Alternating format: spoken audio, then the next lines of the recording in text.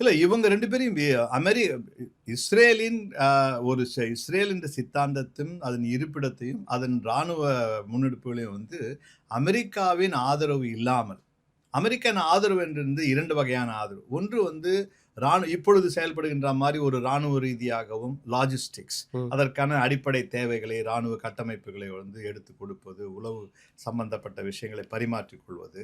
அதோடு மட்டுமல்லாமல் ஈரான் எவ்வாறு தன்னுடைய அணு ஆயுதங்களை பிரயோகிக்க வேண்டும் அல்லது கட்டுப்பாட்டுக்குள் கொண்டு வர வேண்டும் என்று சொல்லும் பொழுது, அது இஸ்ரேலின் உடன் தான் நடத்தப்படுகின்றது. ஒன்று இருந்தது. 2வதாக எப்பொழுது அமெரிக்கா ஒரு இதற்கு மாறுபட்ட நிலை என்று சொல்லும்பொழுது, அது உண்மையிலேயே சித்தாந்த ரீதியாக மாறுபட்ட நிலை கிடையாது.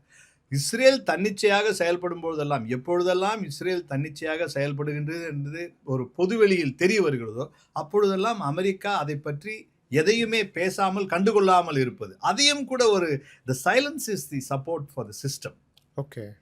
அந்த அமெரிக்காவின் மௌனமும், அமெரிக்காவின் ஆதரவும் 2மே ஒன்று தான். இஸ்ரேலை பொறுத்தவரை.